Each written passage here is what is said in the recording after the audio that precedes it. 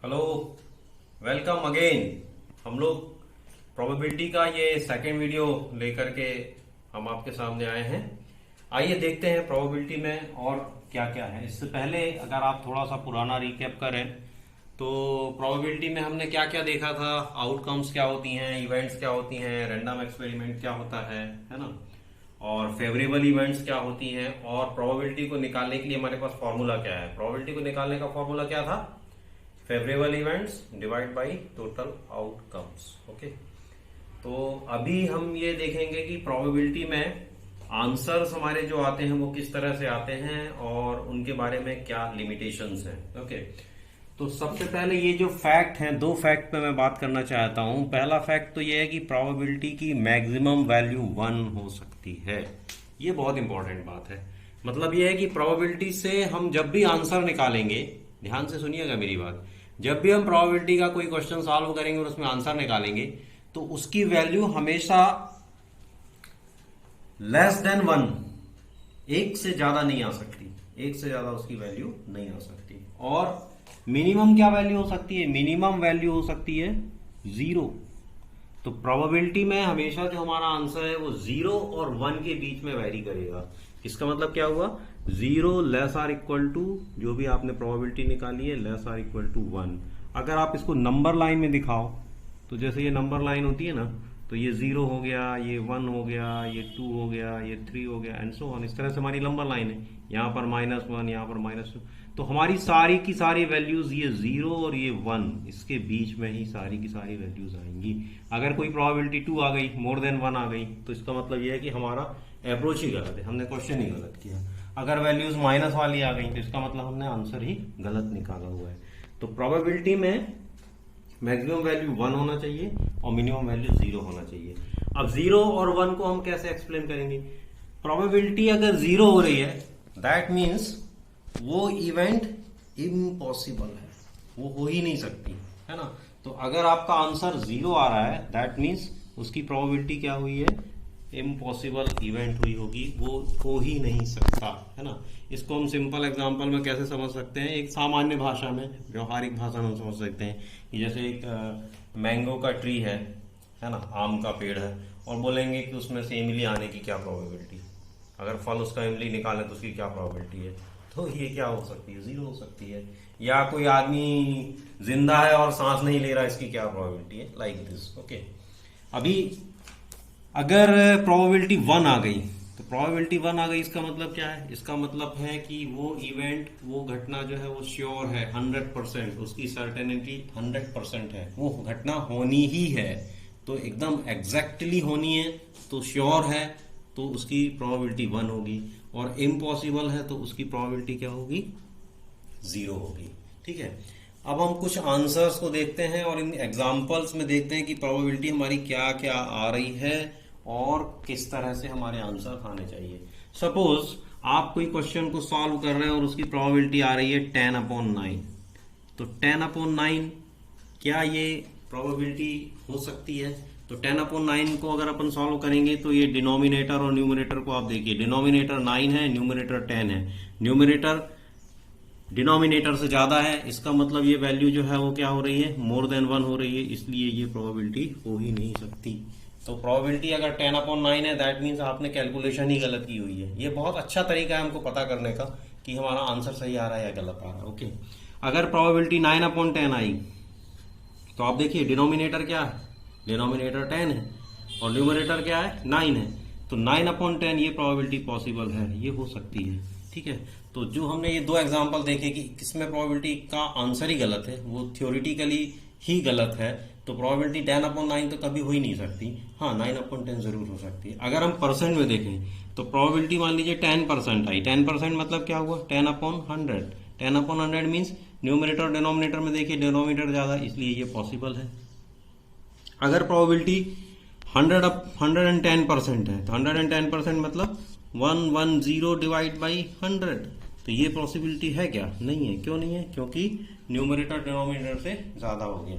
यहां पर देखिए प्रोबेबिलिटी अगर -9/11 है तो नेगेटिव प्रोबेबिलिटी का आंसर नेगेटिव हो ही नहीं सकता, इसलिए न्यूमरेटर और डिनोमिनेटर तो बाद में, पहले हमने साइन 9 माइनस का देख लिया है, दैट मीन्स ये भी प्रोबेबिलिटी पॉसिबल नहीं है। एक और देखिए, प्रोबेबिलिटी इज इक्वल टू -11/9, क्या ये प्रोबेबिलिटी पॉसिबल है? No, it's not possible. क्यों? क्योंकि तो नेगेटिव भी है और न्यूमरेटर डिनोमिनेटर में भी अलग अलग फर्क देखने को मिल रहा है। अगर प्रोबेबिलिटी 1.7 है, 1.7 मतलब क्या हुआ? मोर देन 1 हो गया। अगर इसको आप सॉल्व करें तो कितना हो जाएगा? 17/10। न्यूमरेटर एक बार फिर डिनोमिनेटर से ज्यादा हो गया, इसलिए ये प्रोबेबिलिटी पॉसिबल नहीं है। अगर प्रोबेबिलिटी 0.7 आ गई तो 0.7 क्या हो सकता है? लेस देन 1 है, क्योंकि इसको अगर हम सॉल्व करेंगे तो 7/10 आएगा, और 7/10 जो है ये पॉसिबल है। तो 0.7 अगर हमारी प्रोबेबिलिटी आ रही है तो ये सही हो सकता है। ओके, प्रोबेबिलिटी अगर -1.7 आ रही है तो ये पॉसिबल नहीं है, क्योंकि प्रोबेबिलिटी नेगेटिव में होती ही नहीं है। प्रोबेबिलिटी अगर -0.7 आ रही है तो ये भी पॉसिबल नहीं है। तो हम देख सकते हैं कि प्रोबेबिलिटी में न्यूमरेटर और डिनोमिनेटर से डिसाइड हो जाता है कि क्या हमारी प्रोबेबिलिटी है और क्या हमारी प्रोबेबिलिटी नहीं है। ओके, अभी थोड़ा सा हम आगे की बात करते हैं। प्रोबेबिलिटी कोई इवेंट के होने की घटना, दैट इज प्रोबेबिलिटी, और कोई इवेंट ना होने की घटना, उसको भी हम कहते हैं ना होने की प्रोबेबिलिटी। तो किसी इवेंट के होने की प्रोबेबिलिटी और किसी इवेंट के ना होने की प्रोबेबिलिटी, दोनों का सम क्या होना चाहिए? 1 होना चाहिए। दैट मीन्स प्रोबेबिलिटी ऑफ ई, ये किसी इवेंट के हो जाने की प्रोबेबिलिटी है, और प्रोबेबिलिटी ई के ऊपर देखिए हमने ये बार का निशान लगाया हो, ई बार, ये होता है कि प्रोबेबिलिटी ना होने की। तो जब कोई प्रोबेबिलिटी को किसी घटना के होने की प्रोबेबिलिटी निकाली जाए और किसी घटना के ना होने की प्रोबेबिलिटी निकाली जाए, उन दोनों का सम जो है वो क्या होता है? हमेशा 1 होता है। तो ये एक बड़ा इंपॉर्टेंट फॉर्मूला है कि हम किसी घटना के होने की प्रोबेबिलिटी देखें और किसी घटना के ना होने की प्रोबेबिलिटी को देखें। इस बात को हम लोग एक एग्जांपल से समझते हैं। देखिए, अगर हम एक प्रोबेबिलिटी निकाल रहे हैं, क्वाइन को ऊपर उछाला, याद है आपको क्वाइन? एक क्वाइन को हमने ऊपर उछाला और उसमें देखा कि हेड और टेल दो ऑप्शंस आ रहे हैं उसमें, तो हम बोलते हैं कि प्रोबेबिलिटी टू गेटिंग हेड आने की क्या प्रोबेबिलिटी है? तो हेड आने की प्रोबेबिलिटी क्या हो जाएगी? हेड आने वाली इवेंट फेवरेबल इवेंट 1 हो गई, टोटल इवेंट हो गई 2, तो 1/2 is the probability to getting head. ठीक है, अब हम कर निकालना चाहते हैं कि probability to not getting head, तो नॉट गेटिंग हेड की प्रोबेबिलिटी क्या हो जाएगी? तो हम क्या करेंगे? 1 से माइनस कर देंगे, 1 माइनस 1/2, तो 1 माइनस 1/2 का आंसर क्या हो जाएगा? 1/2। तो होने की प्रोबेबिलिटी क्या हो गई? 1/2, और ना होने की प्रोबेबिलिटी क्या हो गई? 1/2। क्योंकि दोनों इसमें 50-50 थी ना, इसलिए इस तरह से हुआ है। अभी अगर आप पिछला एग्जाम्पल जो हमने पिछले वीडियो में एग्जाम्पल दिया था, उस एग्जाम्पल पर देखेंगे तो probability to getting number 3 in dice जो हम खेल रहे थे, उसमें अगर हमको नंबर 3 आने की प्रोबेबिलिटी निकालनी है तो फेवरेबल इवेंट क्या हो गई? 1, टोटल इवेंट क्या, टोटल आउटकम कितने हो गए? 6, तो 1/6 क्या हो गया? 1/6 is the probability to getting a number 3 in dice. Okay, अब अगर हमको निकालना है कि probability to not getting number 3 के ना आने की क्या प्रोबेबिलिटी होगी? तो हम क्या करेंगे? 1 माइनस 1/6, 1 माइनस 1/6 करेंगे तो कितना हो जाएगा? 6 माइनस 1, दैट इज 5/6। सो 5/6 क्या प्रोबेबिलिटी हो गई? ये प्रोबेबिलिटी हो गई नंबर 3 के ना आने की प्रोबेबिलिटी। तो आने और ना आने की प्रोबेबिलिटी को हम इस तरह से कैलकुलेट कर सकते हैं। ओके, अभी उसी एग्जांपल में पिछला जो हमने वीडियो लिया था उसमें हमने देखा था कि प्रोबेबिलिटी टू गेटिंग जैक को लाने की क्या प्रोबेबिलिटी होगी? तो कितने जैक होते थे? 4, तो 4/52 मतलब 1/13 इसकी प्रोबेबिलिटी आई। अब हम निकालना चाहते हैं probability to not getting jack के नहीं आने की क्या प्रोबेबिलिटी होगी? तो हम क्या करें? इसको 1 से सब्ट्रैक्ट कर दें, तो 1 माइनस 4/52 दैट इज 48/52। 48/52 को सॉल्व करेंगे तो 12/13। तो ये है हमारा प्रोबेबिलिटी का matter.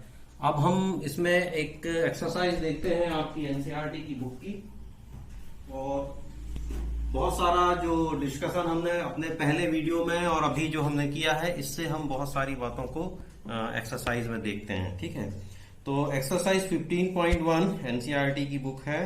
Complete the following statement. Following statement को कंप्लीट करना है। फर्स्ट क्या है, probability of an event E plus probability of an event not E. E event होने की और ई इवेंट ना होने की प्रोबेबिलिटी का सम प्लस कितना होना चाहिए, ये इसी क्वेश्चन को पूछ लिया है। PE plus PE equal to 1। तो इसका फर्स्ट आंसर क्या हो गया, 1 आ जाएगा। ओके, सेकंड देखिए, the probability of an event that can not happen.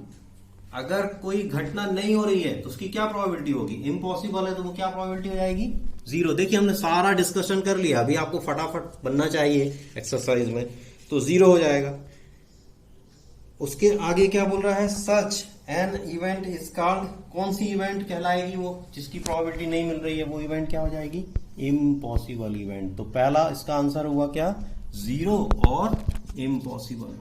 ठीक है, इसके बाद तो ये घटना जो है वो कैसी घटना कहलाएगी जिसकी प्रोबेबिलिटी 0 आएगी, इम्पॉसिबल। थर्ड देखिए, the probability of an event that is certain to happen, पक्का होना है उसको, तो सर्टेन है तो उसकी प्रोबेबिलिटी क्या हो जाएगी, 1। और इस घटना को हम क्या बोलेंगे, इस घटना को हम बोलेंगे श्योर या सर्टेन इवेंट। तो ये हमने लिखा हुआ है, तो ये आपका थर्ड वाला हो गया। फोर्थ देखिए, the sum of the probabilities of all the elementary event of an experiment is, क्या होगा बताइए, क्या होना चाहिए इसका, कौन सा आंसर हो जाएगा इसका, सारी की सारी घटनाएं हो जाएं एक्सपेरिमेंट में तो उसकी टोटल प्रोबेबिलिटी क्या होती है, प्रोबेबिलिटी इसकी क्या होती है, 1 होती है। ओके, नंबर 5 देखिए, नंबर 5 में क्या है, the probability of an event is greater और equal to blank and less than और इक्वल टू ब्लैंक। प्रोबेबिलिटी कितनी से कितने के बीच में हो सकती है, तो कहां से रेंज है उसकी, 0 से लेकर के 1 के बीच में हो सकती है। तो ये सारे के सारे फिलअप्स जो हैं वो आपको हमारे इस एक्सप्लेनेशन में आपको पहले ही मिल गए हैं, हमने पहले ही इसको डिस्कस कर लिया है। ओके, और अभी हम लोग इसका सेकंड क्वेश्चन करेंगे। तो इसका जो क्वेश्चन नंबर सेकंड से हम लोग डिस्कशन करेंगे, बड़ा इंटरेस्टिंग चल रहा है हमारा ये सेशन। तो अभी हम जो सेकंड क्वेश्चन है उसको हम नेक्स्ट वीडियो में कवर करते हैं और देखते हैं कि कैसे करते हैं उसको, सेकंड क्वेश्चन को। एकदम इजी है और मजेदार भी है। Okay, thank you.